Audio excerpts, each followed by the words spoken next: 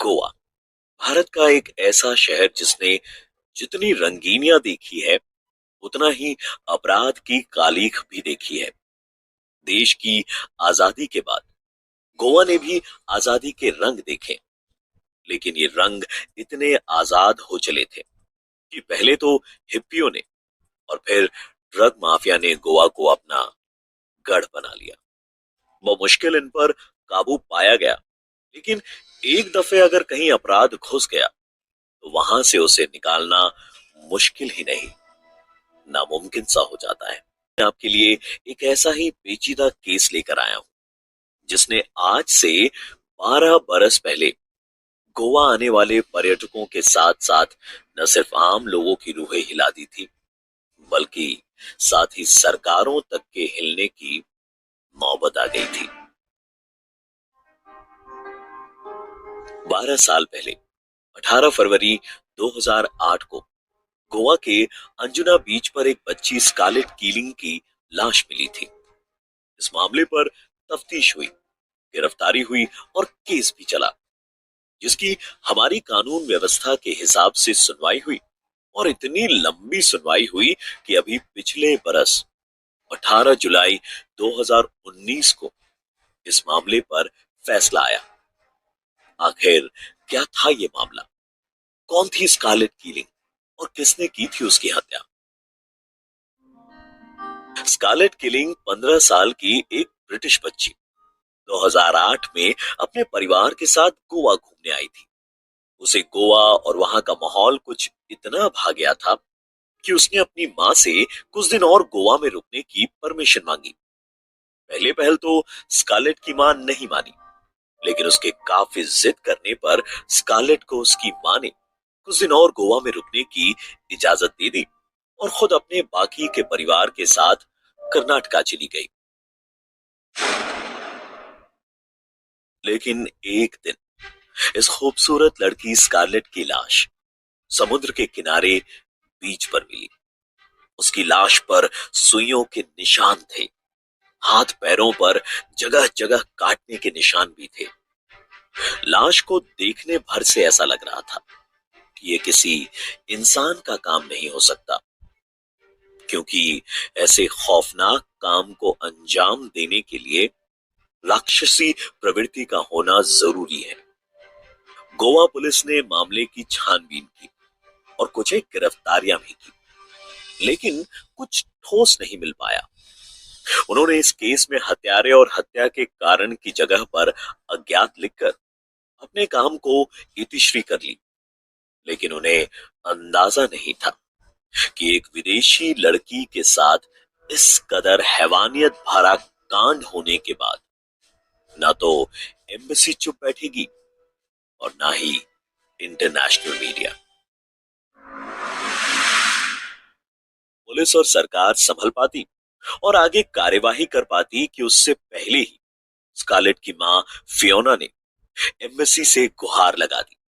और फिर तो ब्रिटिश मीडिया इस मामले पर पिल पड़ा और पूरी दुनिया में गोवा के नाम पर बट्टा लगना शुरू हो गया। कहीं कहीं तो गोवा पुलिस पर इस मामले को सही ढंग से हैंडल ना करने और किसी व्यक्ति विशेष को बचाने के लिए जानबूझकर मामला लटकाने का इल्जाम भी लगा।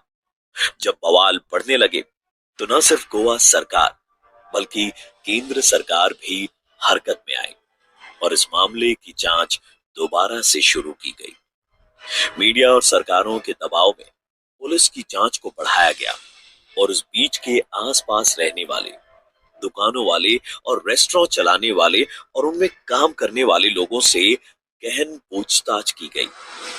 इस बार कुछ डरते सहमते गवाह भी सामने आए। इन गवाहों ने पुलिस को बताया कि कैसे कुछ लोग स्कारलेट को कुछ खिलाते पिलाते देखे गए थे। स्कारलेट उनके साथ काफी कंफर्टेबल नजर आ रही थी और फिर इन्हीं में से कुछ गवाहों ने बताया कि उन्होंने कुछ लोगों को पार्क में स्कारलेट के ऊपर लेटे हुए और अश्लील हरकतें करते हुए देखा था। लेकिन उनके अनुसार तब स्कारलेट नशे में रही होगी क्योंकि उसने कुछ खास विरोध नहीं किया। अब पुलिस ने अपना ध्यान केंद्रित किया गवाहों द्वारा बताए गए हुलिये वाले लोगों पर, और खास तौर पर स्कारलेट की पोस्टमार्टम रिपोर्ट पर, जिस पर उन्होंने पहले इतनी तवज्जो शायद नहीं दी थी। क्योंकि गोवा आने वाले अमूमन हर पर्यटक, फिर वो चाहे देसी हो या विदेशी, नशा तो उनके खून में मिल ही जाता है। लेकिन इस बार नए सिरे से पोस्टमार्टम रिपोर्ट की जांच करने पर पुलिस ने पाया कि स्कारलेट के शरीर में एलएसडी, कोकेन और एक्सटेसी जैसे भारी भरकम नशीले पदार्थ पाए गए थे। इन सब के अलावा उसके शरीर पर जो काटने के निशान लगाए गए थे, वो शायद नशे में उसने खुद ने लगाए होंगे, या फिर उन लोगों द्वारा दुष्कर्म की कोशिश के दौरान लगे होंगे।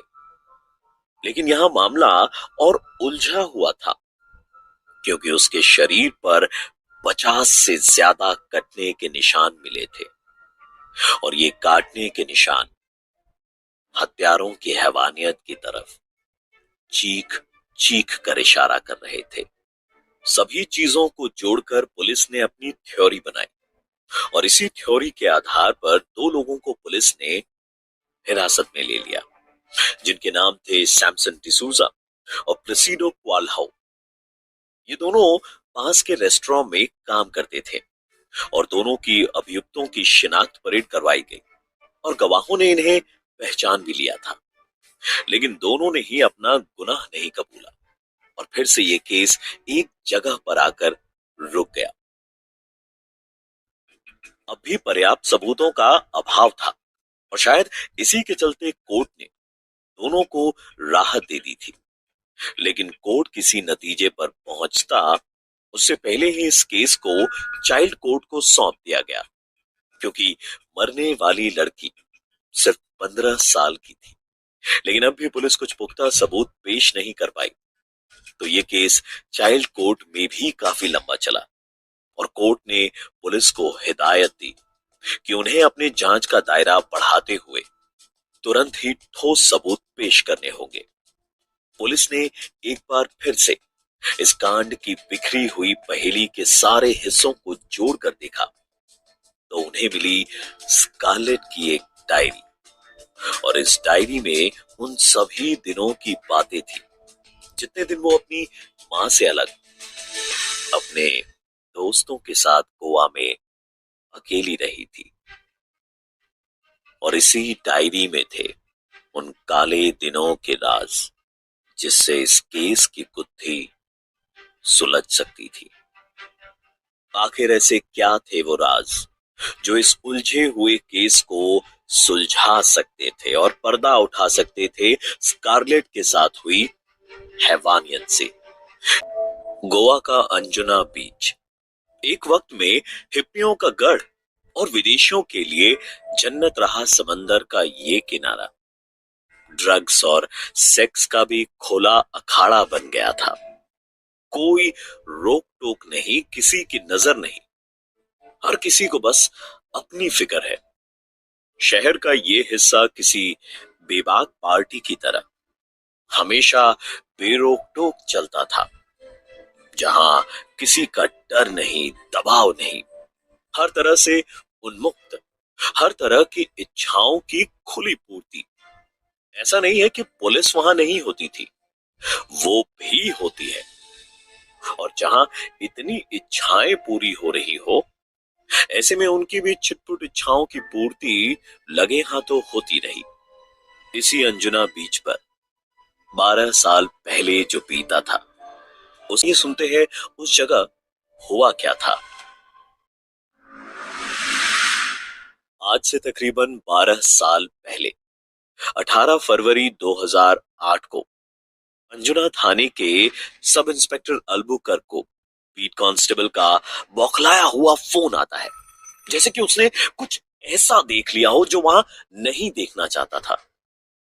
घबराए हुए बीट कांस्टेबल ने कहा, साहब, एक जवान लड़की की लाश मिली है, अधनंगी लाश है। इस पर इंस्पेक्टर अल्बुकर्क उसे निर्देश देते हैं, वहीं रुकना, मैं आता हूं। और हाँ, फिलहाल किसी को कुछ बोलना मत। पुलिस टीम तफ्तीश के लिए आई और इंस्पेक्टर को मामला काफी सीरियस लगा, लेकिन उनके हिसाब से इस बात को आगे खींचने से बवाल बढ़ेगा और फिर उनकी रेल बनेगी। इसलिए पुलिस ने यह कहकर अपने काम को इतिश्री कर लिया, लड़की जिसका नाम स्कारलेट कीलिंग है, उसकी मौत पानी में डूबने से हुई है और इस केस का सेक्स या ड्रग रैकेट से कोई लेना देना नहीं है। लड़की के परिवार वगैरह के बारे में पता लगाया गया। इस वक्त लड़की की मां फियोना गोवा से सटे कर्नाटक के गोकर्ण बीच पर थी। जैसे ही फियोना को पता लगा, वो बदहवास सी भागी भागी वहां पहुंची। फियोना को पुलिस की बात पर रत्ती भर भी यकीन नहीं हुआ कि उसकी बेटी की मौत पानी में डूबने से हुई है, और इसका कारण ये कि बीच पर उनकी बेटी की फटी हुई बिकनी और शॉर्ट्स भी मिले थे। अब लड़की चूंकि ब्रिटिश थी, इसलिए प्रशासन, सरकार और सबसे ज्यादा मीडिया का दबाव बनने लगा। स्कारलेट अपने पूरे परिवार के साथ 6 महीने इंडिया रुकने का प्लान बनाकर आई थी और उसकी मां और बाकी का परिवार कर्नाटक के गोकर्ण बीच जाना चाहता था। लेकिन स्कारलेट ने अपनी मां से जिद करके वहीं अंजुना बीच पर रुकने का फैसला किया और इसके बाद स्कारलेट की सिर्फ लाश ही मिल पाई। जांच करने पर पता चला कि लड़की को कोकेन और एलएसडी जैसे भारी ड्रग्स दिए गए थे और बुरी तरह तड़पा तड़पा के उसका गैंग रेप करने के बाद उसकी जान ले ली गई। और साथ ही पुलिस ने पाया कि उसके शरीर पर जगह जगह कुल 50 कट के निशान थे। पुलिस को दबाव के चलते अपनी जांच का दायरा बढ़ाना पड़ा और फलस्वरूप उन्हें कुछ ऐसे लोग मिले जिन्होंने एक 15-16 बरस की अंग्रेज लड़की, जो कि बीच पर अकेले टहल रही थी, उसके साथ 2 लोगों को बातचीत करते देखा था। कुछ लोगों ने उस लड़की को लड़खड़ा के चलते हुए देखा, तो कुछ ने उस लड़की को पार्क में देखा जहां एक लड़का उसके ऊपर लेटा हुआ था। इन लोगों की गवाही और शिनाख्त परेड के बाद 2 लोगों को गिरफ्तार किया गया, जिनके नाम थे सैमसन डिसूजा और प्लेसिडो क्वाल्हो। सरकार, एम्बेसी और मीडिया के बढ़ते दबाव के चलते मामला जो है वो सीबीआई को सौंप दिया गया, क्योंकि इस जांच के अधिकारी इंस्पेक्टर अल्बुकर्क पर 2005 में हुए एक मर्डर को सुसाइड में बदलने का आरोप था। केस काफी कमजोर साबित हुआ क्योंकि इन दोनों को मीडिया ने आरोपी तय कर दिया, लेकिन अभी तक कोई पुख्ता सबूत नहीं मिल पा रहे थे जिसकी बिना पर दोनों को इस अपराध की सजा दी जा सके।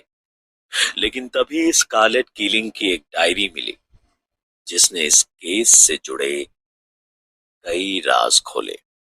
स्कारलेट की इस डायरी में मां के चले जाने के बाद सेक्स के एक्सपेरिमेंट, ड्रग्स और शराब के बारे में काफी बातें लिखी हुई थी। उसकी उन कल्पनाओं का जिक्र था जो कि गोवा में आकर पूरी हुई थी।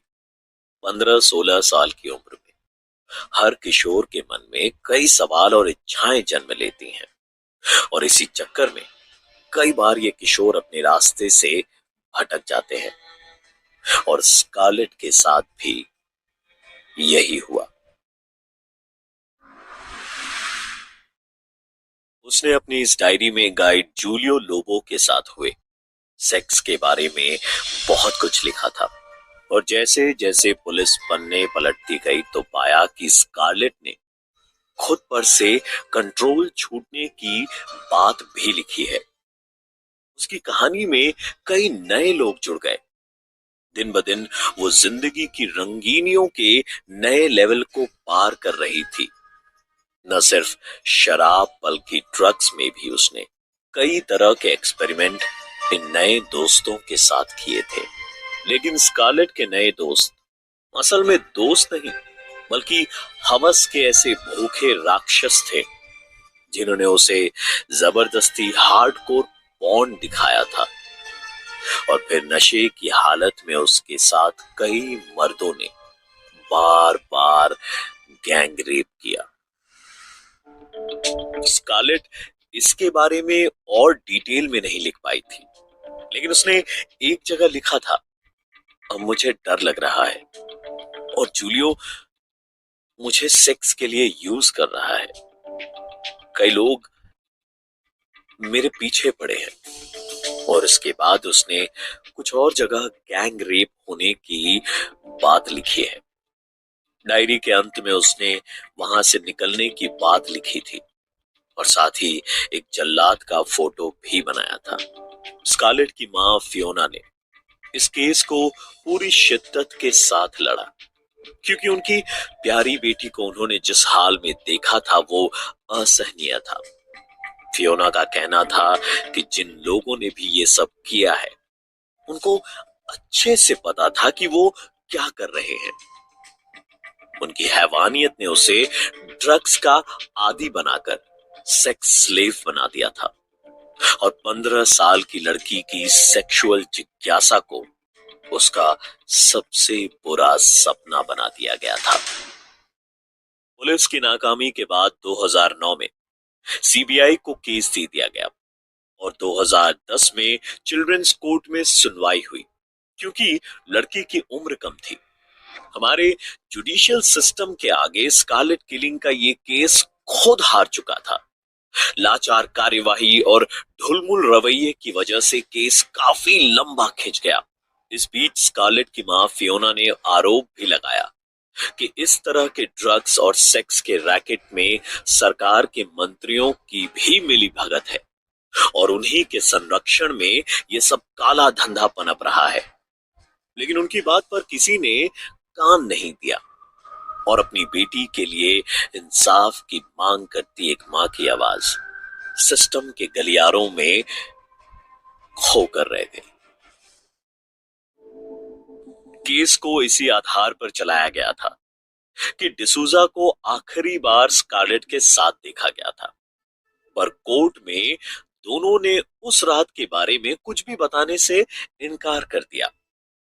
इस मामले में कुल 33 गवाह थे, लेकिन वक्त के साथ साथ धीरे धीरे कुछ गवाह भूल गए, टूट गए और कुछ तो केस की तारीखों पर आए ही नहीं। 8 बरस के बाद जब दोनों आरोपियों को कोर्ट ने छोड़ दिया तो फियोना का कानून पर से विश्वास उठ गया और बेटी को इंसाफ मिलने की आस ही छोड़ दी। लेकिन 12 बरस बाद 2019 जुलाई में स्कारलेट के इस केस में बॉम्बे हाई कोर्ट ने फाइनल फैसला सुनाया जिसमें सैमसन डिसूजा पर आरोप सत्य पाए गए, लेकिन प्लेसिडो क्वाल्हाओ को सभी आरोपों से मुक्त कर दिया। फियोना अब भी इस फैसले से सहमत नहीं थी और उनकी बेटी को मिला इंसाफ अधूरा ही रहा। इंडियन